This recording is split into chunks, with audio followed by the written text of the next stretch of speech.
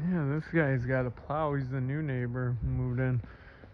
I use my snowblower rarely because I got people, shout out Brent, shout out Rusty, who plow the driveway for us, you know. I really, okay, get out of there. Well, what she was saying is actually technically this was built onto our yard. Like when we actually did the whatever survey thing for our fence. We could have put our fence like all the way over there. Yeah, it's weird, but we didn't say anything.